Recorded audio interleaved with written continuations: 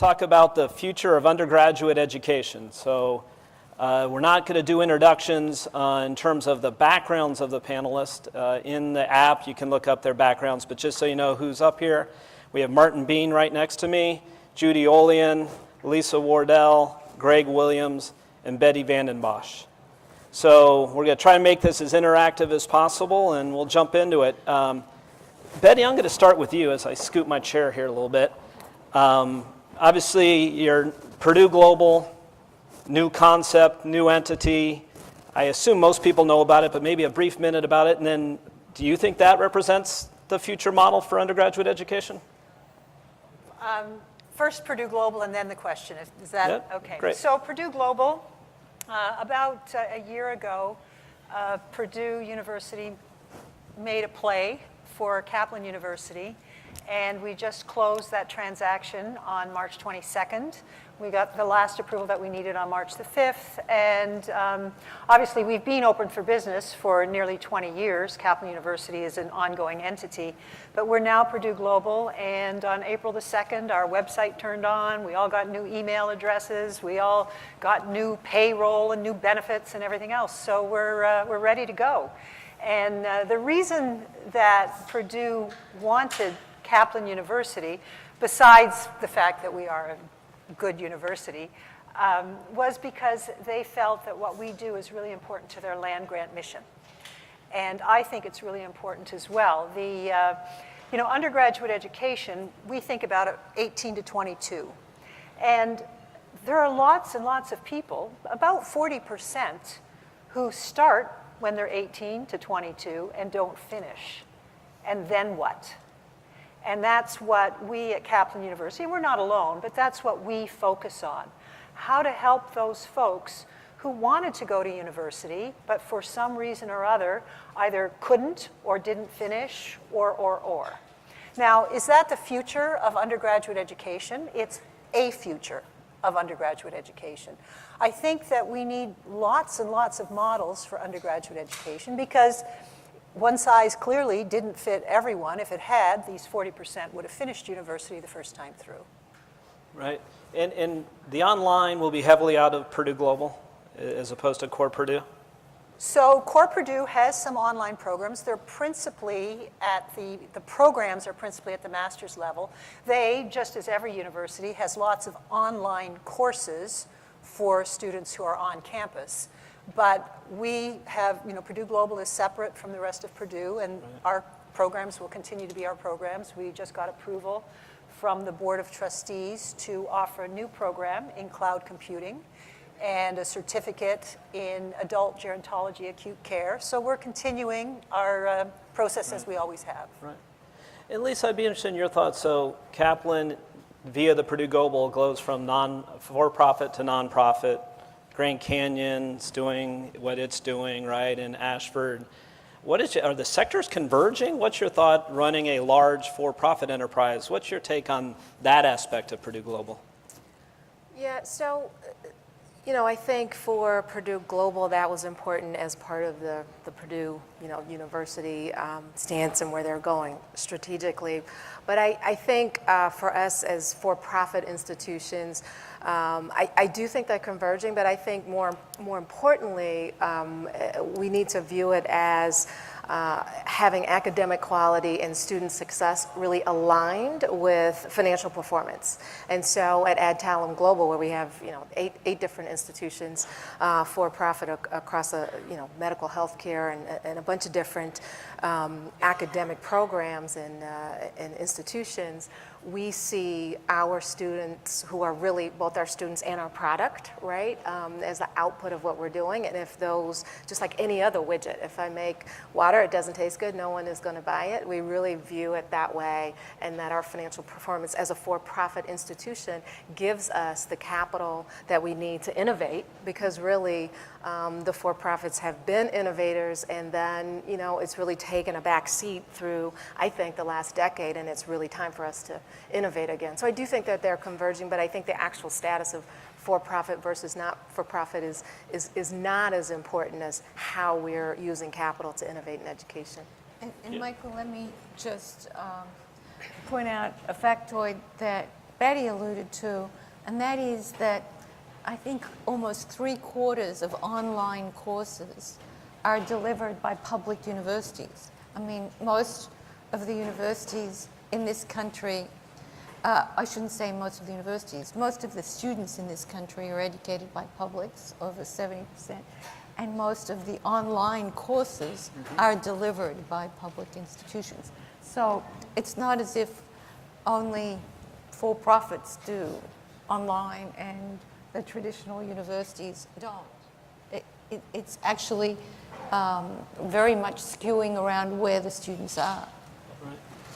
Well, Craig, what's your thought running a public university in terms of the access to capital to do things like online, right? I mean, that's always been part of the for-profit model, is the access to capital, as opposed to having to go to the state legislature and say, hey, can we have some more money to do something? You could go into private capital. What's your take on the access to capital in the public versus private dynamic? I think we all need it. As you know, I'm at a 2-year, and I think it's very important that we have capital, that we work not only with our local states and governments to, in our case, to receive the support that we need, but also you have to have the public-private partnerships. You have to pursue capital wherever you can find it, and you have to be innovative. And I think that's where we are in this space. We're trying to be as innovative as possible. We're trying to outthink ourselves and others as much as we can, but we're also trying to partner, we're trying to share, because we want our customer, which is our student, to benefit at the end of the day. And with the kind of the public perception of higher ed isn't so great right now, right? Depending on the poll you read, like half of people don't believe going and getting a college degree is worth it. And I think that's to some extent a hangover from some of the student debt dynamics. But as you go to the state legislature in Texas and the other constituents, are you hitting headwinds saying, you know, you need to do a better job with the capital you already have, and we're not going to give you more? We are. As you know, Texas is a very conservative state, and we are very limited in the way that we use our tax dollars. But I think what we have done is to create a story that is well supported. And in addition to that, community colleges in the state of Texas have added student success as a part of our funding model, and we're one of the top performing community colleges in the nation, and that's made it a whole lot better for us. I mean, we've been recognized by the Aspen Institute for the work that we're doing. So I think all of that has helped us. So I haven't seen a negativity. And actually, we've gotten more support at home through our private partners. We've gotten more from the state, but through the success types of funding. And the performance funding based on grad rates? What's the performance? That's a part of it. It's based on student success through developmental education, first X number of courses, students transitioning to the second year, and those kinds of things, and then also graduation. Yeah. Everybody like performance-based funding? Anybody want to take the other side of performance-based funding? So I'll take a half other side, because not all students start from the same place. And it's our responsibility to help all students from where they begin. And performance-based funding, if it's a peanut butter approach, will not be successful, because it's easy to improve performance-based funding by not letting anybody into your institution. And I would say it all depends on what it is you're measuring and whether you take a broad view of the role of universities in society. We heard at lunchtime about the short-termism around investor views of ed tech companies. I think there's also short-termism around the returns of what an education does. I always say, and I'm now at a business school, that you don't measure your ROI on this degree in the first job. You measure it as it unfolds over your career. There's a huge other set of dimensions of what universities do. They are in the public service and in a public mission and help the communities around them. And many universities, I happen to live in a Research One university, have a long-term impact on the innovation capacity of not just cities or states, but of the world. So the question is whether the legislators can see that very complicated scorecard around what universities do for societies. Now, some would respond, both Betty, your point, yours, Judy, colleges just don't want to be measured, right? You're telling me I can't measure grad rates because people are coming in at different I levels. didn't say that. Tell me, I did not say that you hey, can't measure grad rates. Okay. I said you have to measure grad rates in context. And you have to know. So like an what- education value added, let's pre-test, post-test, see if we added value versus just. Well, that's one way of doing it. Obviously, we want everyone to finish, and we have to recognize that if you did not have a good base in grade school and high school, it's going to be harder for you to finish. It's simple. If you barely have enough money to put food on your table, it's going to be harder for you to finish. And those things are very, very relevant to who completes and who doesn't. Well, and the other part of the grad rates, right, is the timing and how you're measuring that, right? From two components, we've been really stubborn as a group of institutions around the four-year degree, and that's what people need to get, and it needs to be measured in a four-year degree. And we know, certainly at Adtalem Global and probably at a lot of these institutions, that's just not the case, that you need shorter programs, you need certificates, you need micro-certificates, you need things that are going to help people through the life cycle of education. And we're equally as stubborn, I think, in general, as it relates to how we measure, whether it's persistence, completion, graduation, timing. There are models. We have institutions in Brazil, it's far more kind of, pay as you go. Folks go, they work, they get money, they come. So they're not graduating in, 2 years or 4 years, but they're getting the education they need and frankly some competency-based training along the way. So I think we just have to be broader in terms of how we measure and not that being against performance-based measurement. Of course, for-profits are measured on their performance. So let's go across the world, Martin. Are we crazy? Well, it's been a fascinating conversation. Just debate, what do you measure, what don't you measure, how do you pay for it? Yeah. I think you have both nonprofit and for-profit in one institution, I believe. Well, first of all, good afternoon, everybody. Wonderful to see you, all the way from Australia, so I hope to have the coolest accent up here today for you. Maybe just to put it in perspective, so we're an institution of nearly 90,000 students based in Victoria, Australia, Singapore, Vietnam, China, small growing population in Indonesia. So very much sort of a regional university. But what's interesting for me is that we're also an institution 130 years old, have both vocational education as well as higher education, but unashamedly, despite the fact that we're ranked well from a research perspective, we unashamedly believe for our undergraduate students that we're there to get them ready for life and work. So our perspective on that is, what are we doing to change the supply side of what we do and the supply side economics and structure of our programs to keep pace with the world of work?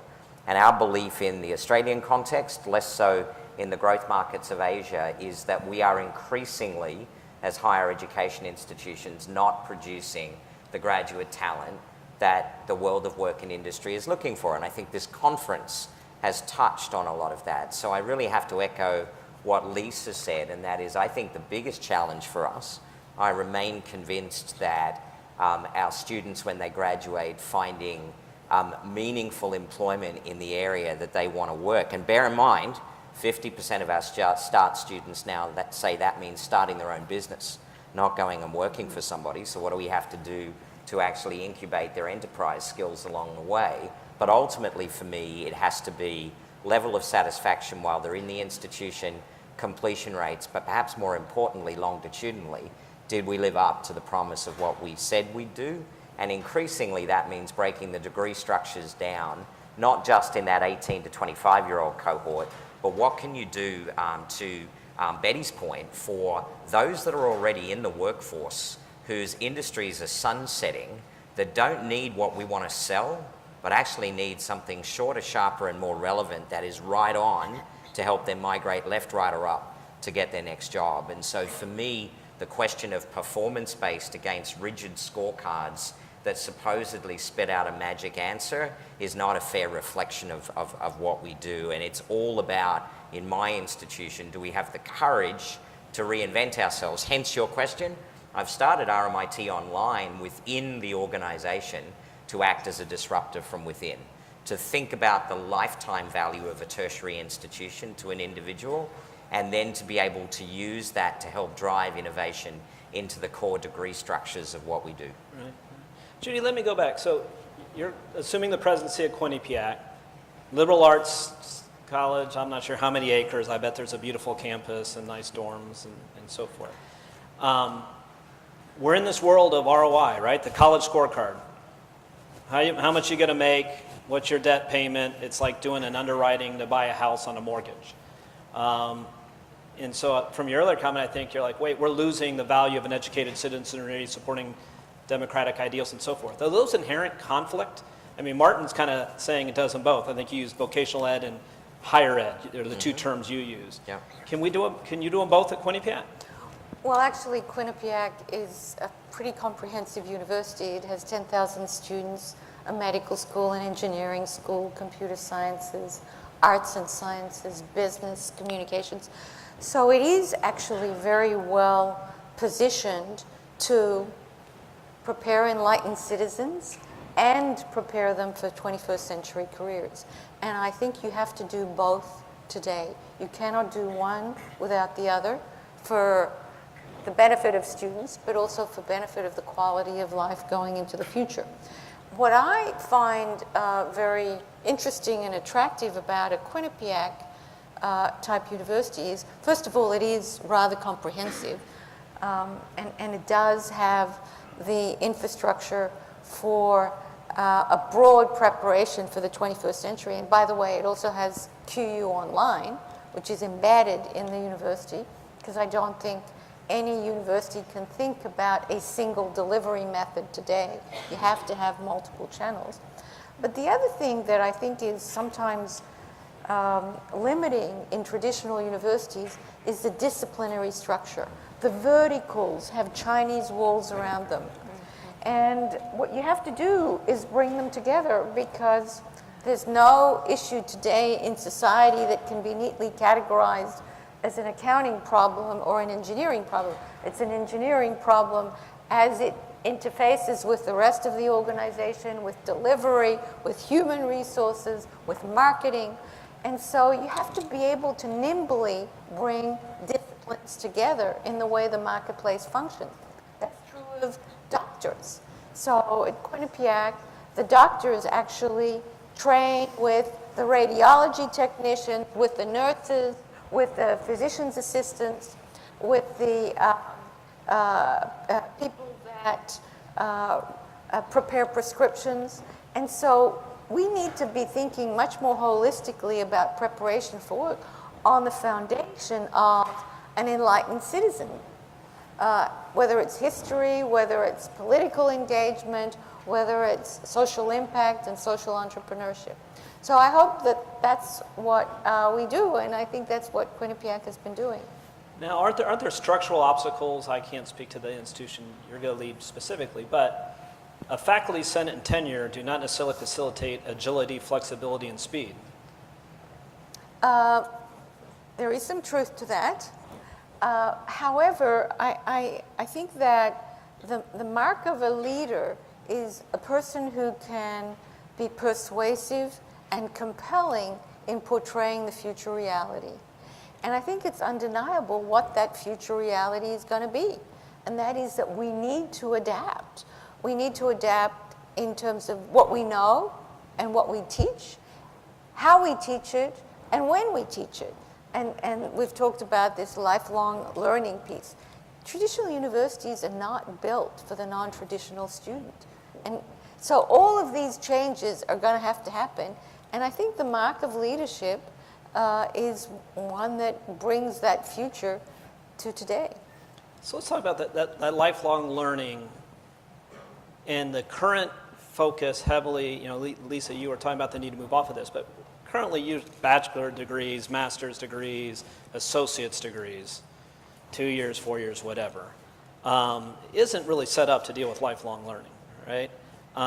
You want to take this one? Sure. You and I talked about this one, right? Yeah, we did. That the actual product being delivered. Yeah. And selling someone a 4-year program, is that the right way to do it? Or should we be selling them something else as a higher institution? So I think the good news is they're not mutually exclusive. So what we're doing is launching a series of 3-month, 6-month micro-credentials, each that have micro-credit on them. So basically, if you start to think in enlightened ways about us each needing to have a learning portfolio, I think what you can do, particularly for working adults, is lay the scaffolding out. Let people take the units of learning flexibly that they need for where they are in life, but give them the credit attached to that, so that as they pass more traditional thresholds of degree structures, that then you can award them those things, because they still have a lot of value in our society. If you apply for a job in the United States, for many organizations, there will be that evil box on the form that says, tick here if you have an undergraduate degree. And if you're not able to tick that box, then you are not getting that job. You just do not go further. So I think the ability for us all to be more flexible in our structures and our pathways and carry the learning forward through life is probably the way we need to think. Now, that doesn't necessarily fit for still the aspirations of a 17 and 18-year-old that, if they have the economic wherewithal, still want to go and do a full-time, which I would argue, as you would, creates a series of life skills for them that for many of us were life-changing. But I think increasingly that we're going to be under pressure to have alternatives. But our belief at RMIT is everybody should be able to pay that credit forward. Everybody should be acknowledged for having achieved something. Well, the way Australia finances you helps that, right? Because if I understand it, it's basically free while you consume it, and then you take a percentage of what you make afterwards. Yeah.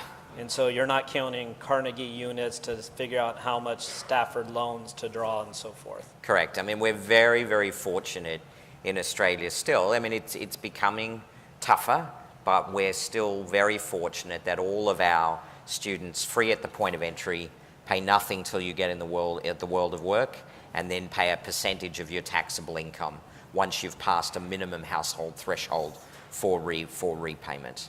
And so the tension for us is, out of my 90,000 students, let's say rough math, 35,000 of them are full fee-paying students from traditionally the Asian region coming to us or studying in Asia, and they have to foot the bill largely themselves. So we have a foot in both of those camps.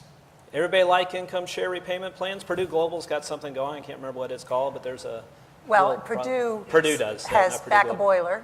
Back a and boiler, right. We think it's terrific because it makes sense. You invest in your future, and the payback is what you can pay back. I'm a big fan, and of course, we need social workers. We need health professionals, not just doctors, but health professionals. They're not going to make as much as aeronautics engineers. So when you back a boiler, you're paying back based on what you earn. I think it makes a lot of sense for our society, because otherwise we're going to end up with, well, we already have to a large extent, with this bifurcated society, the poor and the rich. And yet the folks who end up being poor are our childcare workers, our health aides, our teachers, the folks that we all really need. And so this helps that. But why not just feel the burn and make it free? Well, I can't do that personally, obviously. Greg, what do you think about the various free models out there and some that have been proposed on the national stage? Yeah, it depends on the financial situation that a state or a country finds itself in. But I think we could begin, ideally, in an ideal world where the money is available, I think that would be great if we could do that. We have to be a bit reasonable as we look at the climate that we exist in today. I think a good way to start would be for the first 2 years to be free for everyone.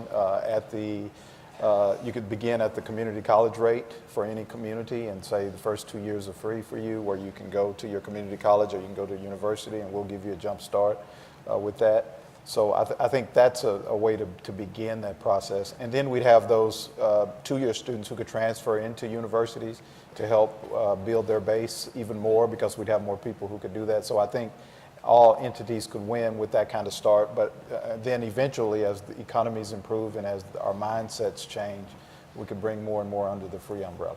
I would just say, to that point, I would respectfully disagree a little bit, because I think it goes to this lifelong learning question too, which is we have to think about who's the end user of this education, and the end user is the student, but it's also the employers, the multinationals, the hospital systems, and I don't think that a system that sets them up to get basically educated graduates for free is in anybody's best interest. I also don't know any states or countries that have the economic wherewithal as you're talking about, and then you know, there are countries that do free. well, I'm sorry, let me say the United States of America and the country of Texas and other states that are not in that position. I would say. But you know, if you really think about lifelong learning and who we are serving, we're serving those students, but those students are there to serve this economy and increasingly the global economy, you know, Southeast Asia, Australia, et cetera. And so, you know, in putting the free college, certainly there are students who are, and I was one of them, who are in income brackets where they are going to college for free, right? And having those universities funded by folks who do have a wherewithal. So my 4 teenage sons, you said 18-year-olds that have financial wherewithal. They don't, but their parents do fund those students who are coming in for free. So I think, you know, it is a good notion to say, why not make it free? But it really actually disconnects the market dynamics of who ought to be paying. I think one thing, and Jill, I'll let you jump in there, but one thing that, just on the free proposal, I mean, with full Pell eligibility, at over $5,000. I don't know, Greg, where your price point is, but I think in most community colleges, if you're full Pell eligible, you generally are going for free, give or take, right? And so it really was a middle class proposal, I think, where you start getting an average income over $35,000, whatever, I don't know the Pell numbers and so Also, keep in mind that the free part with Pell would be for tuition and fees, but when you bring in room and board, then Pell's not going to be able to handle that. You're going to have support. So Judy, it's working somewhere that you want to highlight for us? Well, I think the free discussion is a little bit of a misnomer in the following sense. There are so many discount programs that exist, especially in public universities, that people who are in the lower income bracket really can go for free. You were talking about that, Lisa. At the UCs, University of California, which is the biggest public university system actually in the world, we have, well, UCLA has 35% of our students on Pell Grants. Anyone who has family income of less than $80,000 goes for free. And frankly, there are a lot of people that should pay, just like on the airlines, because it's a false subsidy because their families can afford it. And I am of the view that community colleges probably should be free beyond the Pell Grant amount, because that's really good for society, whether it's community college education or vocational ed. But universities, and I alluded to this earlier, universities do a lot more than educate students. They also do a lot for their communities and for societies in research. And if we unnecessarily subsidize people who can pay, I think we'd be denying the opportunity of universities to do the other things they do. And just as a, for example, UCLA has a budget of $7.5 billion. It is 6.5% state funded. So for anyone to think that, you know, there is a huge subsidy associated with public institutions, no, they're really doing it on the backs of tuition already. And those that need it at the lowest income level get support. What you said, Michael, is absolutely true. It's the middle income families that don't have federal or state help and don't get the discounting of the institution that are really squeezed. Plus, we can't forget, we're seeing the signs with student debt. I mean, there's a story being told there in America, and we need to pay attention to that story. Well, what do you consider that story? Because sometimes I think, you know, everybody has $120,000 to go to school headline story, but I think the underlying data shows that's not really the issue. it's smaller amounts due to non-completion is my interpretation of the story, but what's your? But even at half that, if it's 60,000 with a degree, I mean, that's a tough headwind when you're trying to start your career and you're trying to get going and start a family and those kinds of things. So that's a pretty good expense, and there are some ways to mitigate that. Community college, starting and then transitioning. That's one of the ways to mitigate it some. But it's $50,000 or $60,000 bill, even if it's not 120, it's a pretty tough terrain when you're trying to get started. Well, let's talk about retention though, because I think I don't disagree with your point, but the greatest amount of defaults are coming from people who dropped out. Yeah. And one could argue, okay, they left in a worse place. Sure. But on average, and we can all, how do you measure grad rates, years, but I think the general public is just now realizing that across all schools, you're talking like 50% of people finish. Again, it depends on type of school and so forth. But a ton of people, like half, do not finish, and then that's where your defaults. What's going on? Why can't we get these folks through school? So there are a bunch of reasons. I can't speak as well for students in 18 to 22-year-old because I get them when they haven't finished and then they decide to come back. But even with our students, it's hard to go to school. It's challenging. It takes a lot of your time, particularly when you have other things going on. And when you're not wealthy, you have other things going on. You have to earn money on the side. Things go wrong in your family. You fail a course and you think, oh my God, I didn't expect I was going to fail a course. I don't have the money to take this course over again. Things happen and people get discouraged and then they drop out. They are definitely in a worse place because now they have debt and no degree, which is really a failure for everyone. And at the same time, we've got to let them work through. We've got to let them try. Because again, I go back to the point.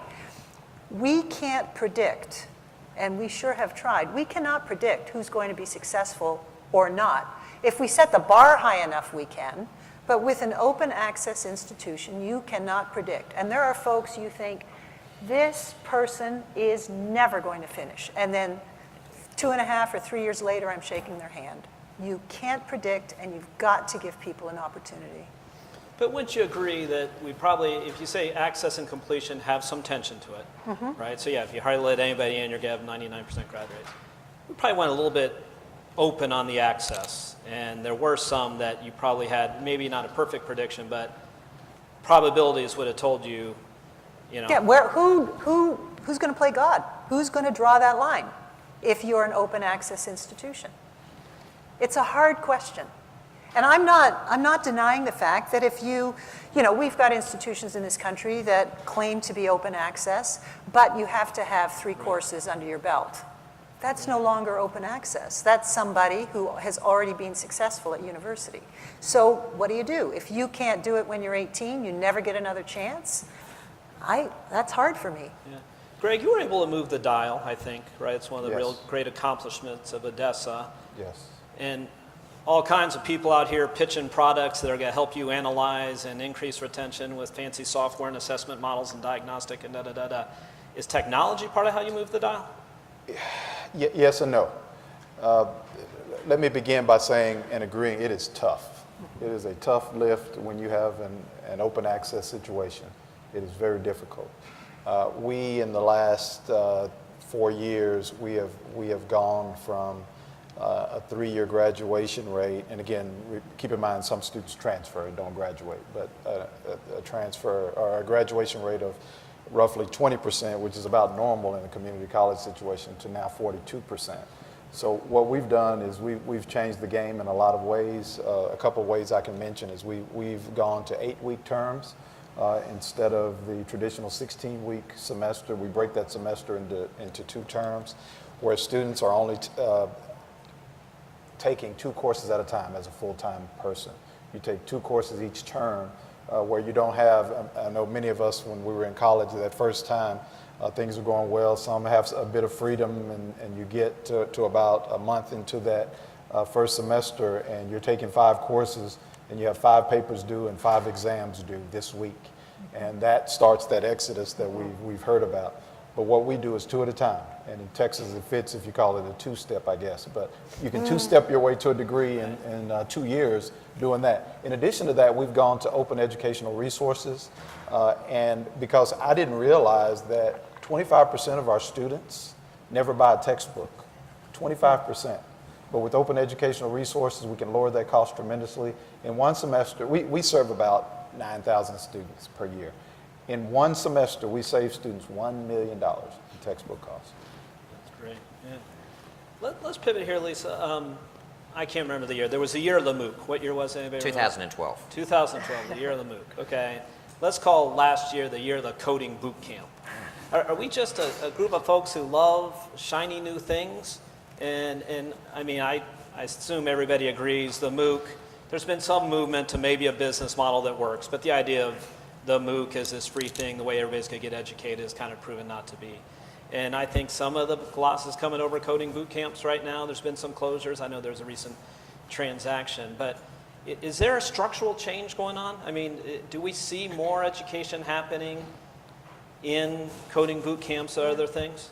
Yeah, I think rather than the shiny new object fad type scenario, I think people are trying to solve the underlying problem, and the underlying problem is that there's a mismatch between education, however you define that, whatever you come out with, and the needs of the workforce, right? The needs of the employers who are ultimately going to determine our students' success rates.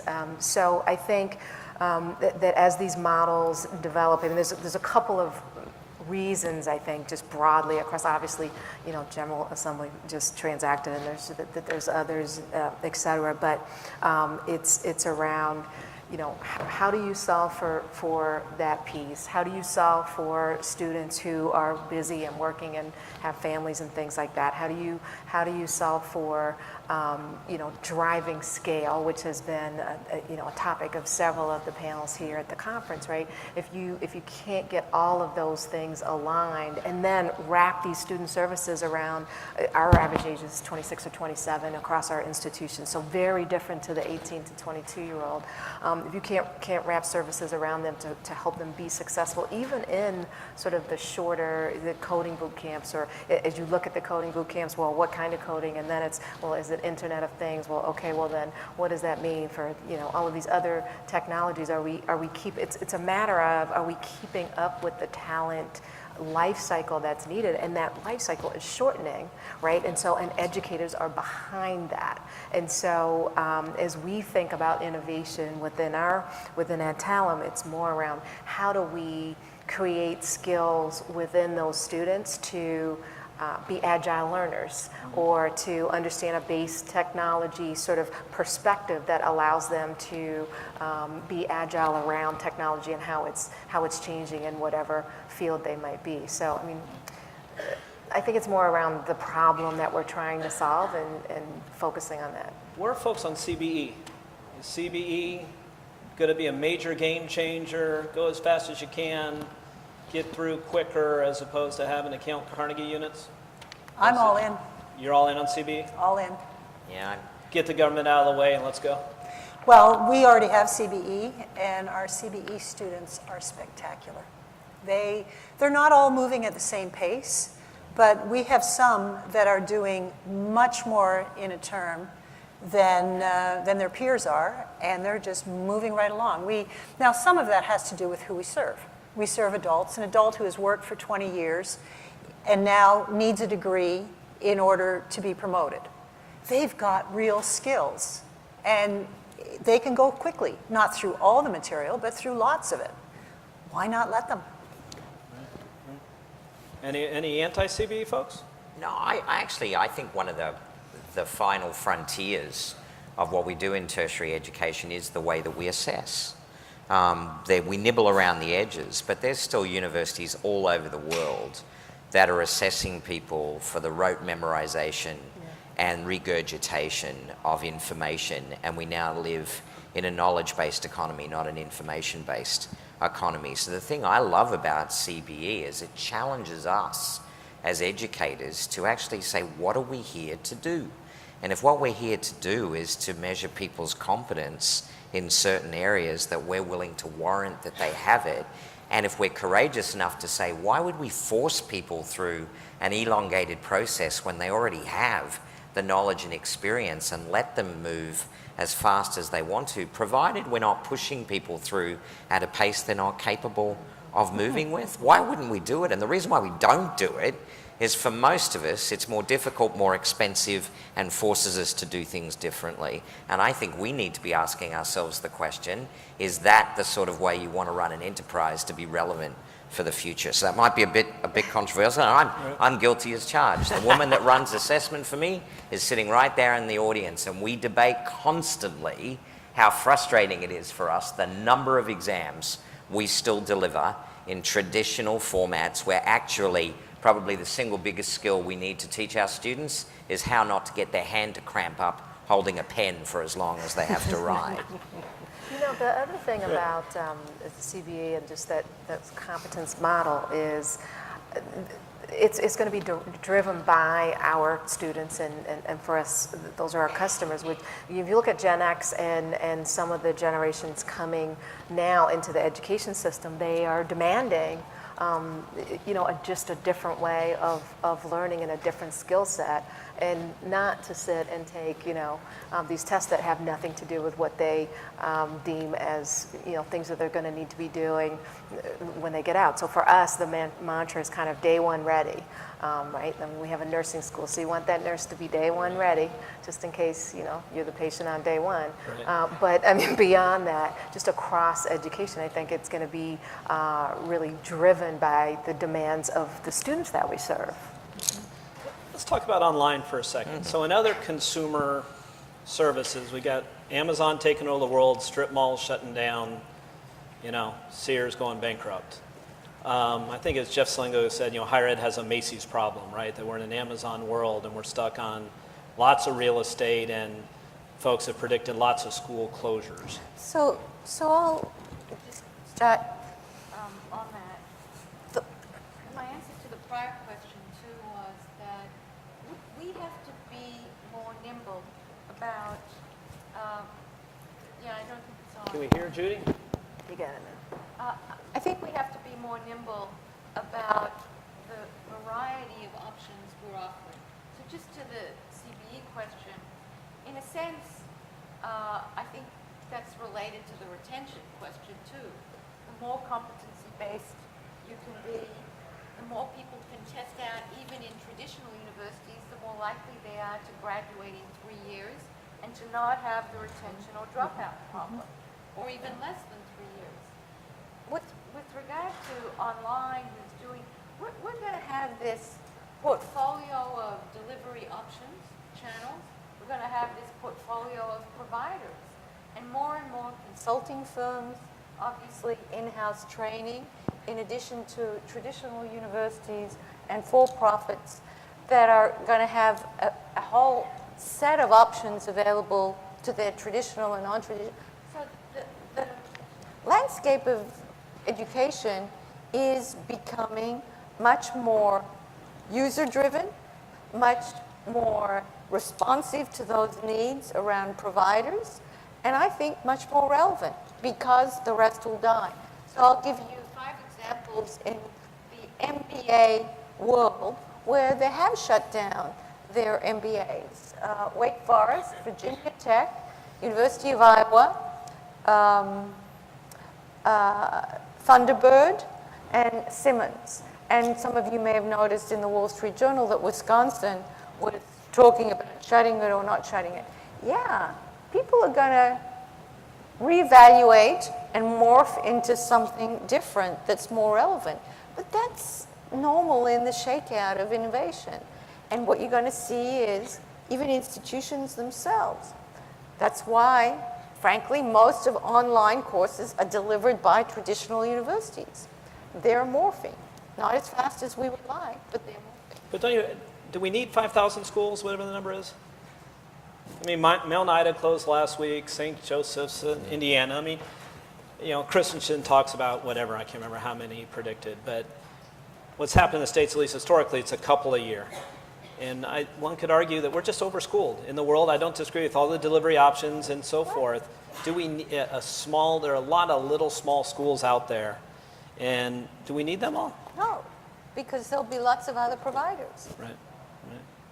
In terms of the online space, I think from where I believe being nimble is important, being innovative is critical, and what I look at for our institution is I see an opportunity. One in being able to teach students more effectively how to do online work in a better way. That's important, and I think that we've been able to close the gap between the effectiveness of our face-to-face versus online education opportunities. So we've closed that gap in terms of student success. Additionally, we have to do a better job of teaching our faculties how to teach online.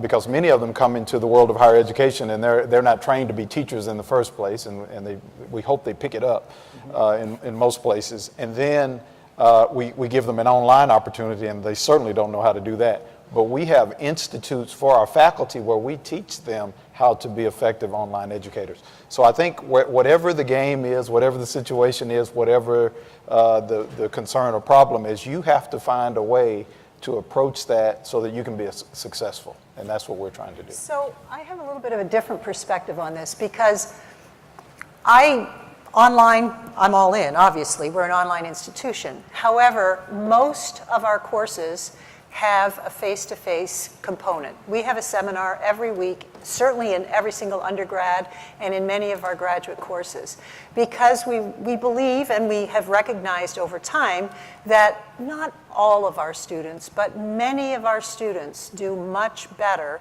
when at least once a week they connect. They connect. A synchronous component, or a synchronous you said component. face to face. They might use video or something. They use video, but a it's synchronous right. component in every course every week. An interesting factoid on that is that 56% of online students are taking courses in their own state.